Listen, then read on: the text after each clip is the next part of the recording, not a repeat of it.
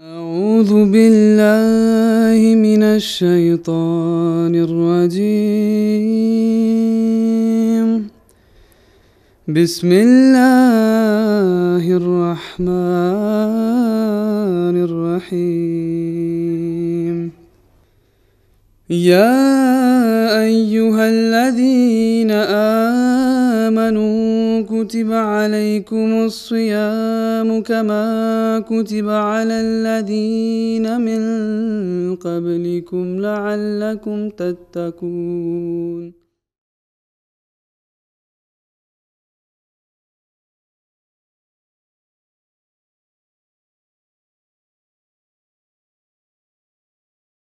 Bismillahirrahmanirrahim, Bismillahirrahmanirrahim. Chers frères et sœurs, Assalamu alaikum wa rahmatullahi wa barakatuh.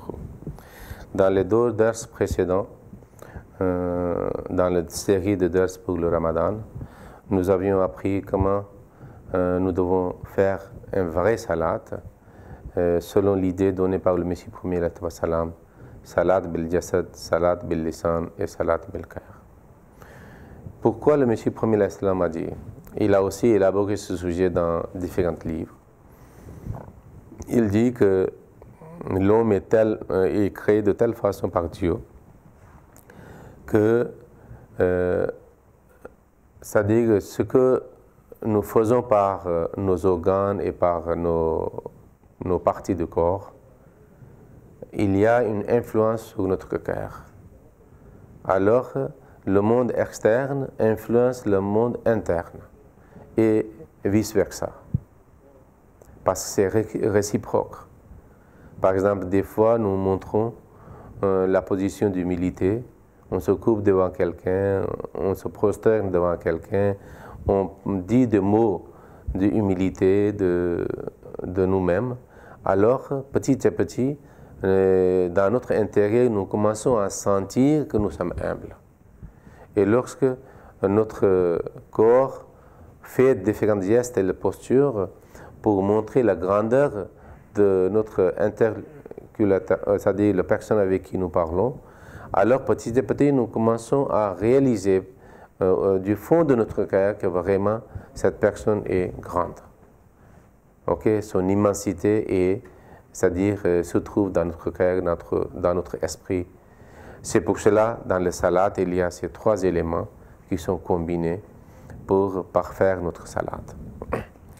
Alors, le Messie premier salam a mentionné dans plusieurs de ses ouvrages combinaison de ces trois choses, et ainsi on peut obtenir l'essence même de salat. Et on peut obtenir l'objectif de salat pour lequel la salat a été prescrite. Vous voyez, dans toutes les religions, il y a des actes d'adoration. Mais nous ne trouvons nulle part comme l'islam nous prescrit le salat, avec des conditions, avec des précisions, avec des différentes postures, avec des différents mots qui correspondent, c'est-à-dire à cette posture. Tout est significatif, tout est basé sur une sagesse absolue, okay, de la part de Dieu. C'est pour cela que ce salat est prescrit par Dieu. Le Saint-Prophète sallallahu alayhi wa sallam nous a montré par sa pratique et par ses conseils. Je vais lire à ce moment-là, c'est-à-dire un extrait du livre du Messie premier salam, qui était en réalité une conférence. Il avait prononcé un discours à Sialkot, une ville du Pakistan actuel, parce que même avant le Pakistan, le Messie premier salam voyageait et des fois il visitait des villes pour voir ses disciples et faire passer le message de l'islam et de Ahmadiyyat dans différentes villes qui étaient à ce moment-là villes du sous-continent de l'Inde et plus tard maintenant du Pakistan. C'était à Sialkot, il l'a fait. Et dans ce livre intitulé Islam, alors il a mentionné la philosophie de salat, a mentionné le salat physique et le spirituel. Le Messie premier salam dit: ne soyez pas satisfaits parce que vous priez tous les jours et que toute votre salat est prière. Car la prière qu'on fait après avoir compris ce que c'est et qu'on pratique comme une grâce émanant de Dieu, et tout autre Comme le feu qui consume, elle a un pouvoir destructif. Comme une force magnétique, elle attire la grâce divine. Elle est la mort, d'où en fin de compte jaillira la vie. Elle est le déluge qui se transforme en arche, le remède contre le désespoir, et par elle, le poison acquiert des pouvoirs d'antidote et guérit. Soyez bénis, vous, que la prière ne fatigue point, dont les âmes fondent pendant que vous priez, qui vexez des larmes et chez qui flambe le feu de l'amour divin. Vous qui êtes poussés à vous isoler de vos chambres ou loin des hommes dans un lieu de retraite. Vous qui êtes agités, fous, inconscients de votre propre existence, soyez bénis car, en fin de compte, Dieu fera de vous les récipiendaires de sa grâce. Le Dieu que nous invoquons est bienfaisant, miséricordieux, honnête, loyal, fidèle et compatissant envers ceux qui sont humbles. Et nous savons très bien que surtout la position de debout, de ruku et de sujoud est la position qui marque humilité extrême. Vous aussi faites preuve de fidélité et priez-le avec sincérité et loyauté, afin qu'il vous couvre de sa grâce. Retirez-vous du monde et ne faites pas de votre foi un sujet de dispute. Acceptez pour l'amour de Dieu la défaite, afin qu'il vous donne ultérieurement de très grandes victoires. À ceux qui observent la prière, Dieu fera voir des miracles, et à ceux qui le supplient, il octroiera des faveurs inestimables. La prière vient de Dieu et retourne à Dieu. À travers la prière, Dieu se rapproche de vous, ainsi proche que l'est votre vie. Le premier bienfait de la prière est qu'elle amène chez le suppliant une sainte mutation, suite à quoi un changement apparaît au niveau des attributs de Dieu. Les attributs de Dieu soient immuables, mais pour Sylvie qui a changé de vie, de condition, Dieu lui montre une de ses manifestations spéciales, manifestations que le monde ignore, et qui fait à croire qu'il est un autre Dieu. À vrai dire, il ne devient pas un autre Dieu, mais sa nouvelle manifestation la présente sous un nouvel aspect. Il manifeste ce nouvel aspect à ce serviteur qui a changé. Les autres ne le perçoivent pas.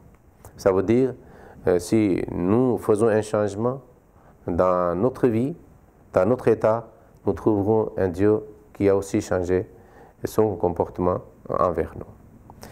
Le Messie premier l'Islam continue à dire, en bref, la prière est ce remède souverain qui transforme la poussière en or. Elle purifie l'homme de ses impuretés internes. Par la prière, l'âme fond, et telle l'eau coule jusqu'au seuil de Dieu.